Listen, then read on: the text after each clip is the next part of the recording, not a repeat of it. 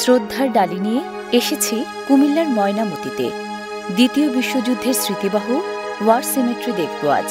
একাত্মতায় নিবিড় হব নিহত সৈনিকদের সাথে, জানব ওদের আত্মত্যাগের ইতিকথা।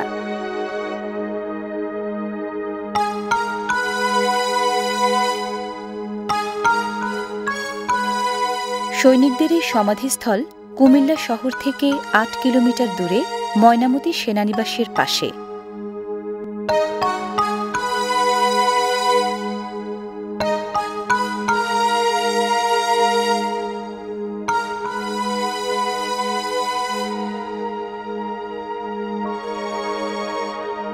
অনুচ্চয় পাহাড় ঢালে এককালে ছিল প্রাচীন বৌদ্ধবিহার।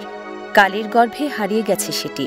মাথা তুলেছে শ্বেত পাথরের ক্রুশ, জানান দিচ্ছে এ জায়গা চিরনিদ্রার।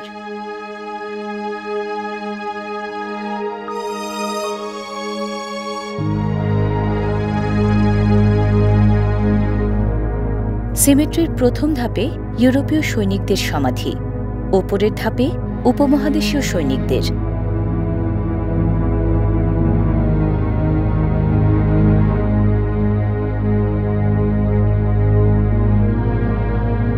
নানা ধর্মের, নানা জাতির মানুষ, কিন্তু মানবতা বাঁচাতে লড়েছে সবাই একাট্টা হয়ে।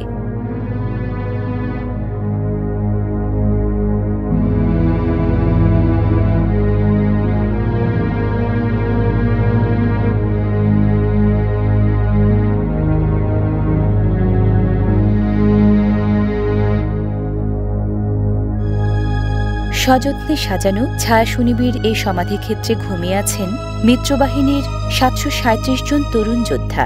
দ্বিতীয় বিশ্বযুদ্ধের সময় নাৎসি যুদ্ধদানবের কবল থেকে পৃথিবী বাঁচাতে হাতে ওরা তুলে নিয়েছিল অস্ত্র।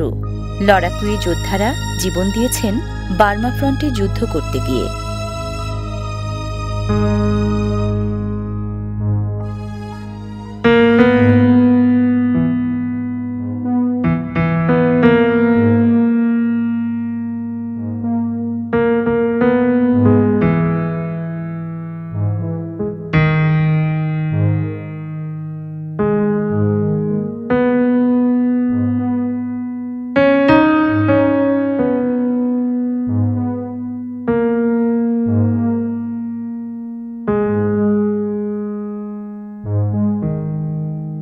এখানে ২৩ জন বিমান সেনা সমাহিত হয়েছেন একসাথে, কেউ এশিয়ার, কেউ আফ্রিকার, কেউ বা ইউরোপের। ইতিহাসের সবচেয়ে রক্তক্ষয়ী বিশ্বযুদ্ধ সবাইকে এনেছে এক সমতলে।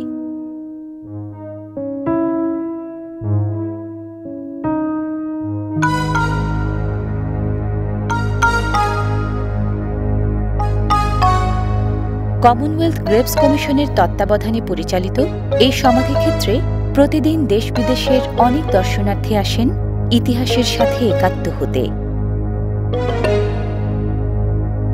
দর্শনার্থীদের পাশাপাশি নিহত সৈনিকদের আত্মীয় স্বজনও আসেন শ্রদ্ধা জানাতে।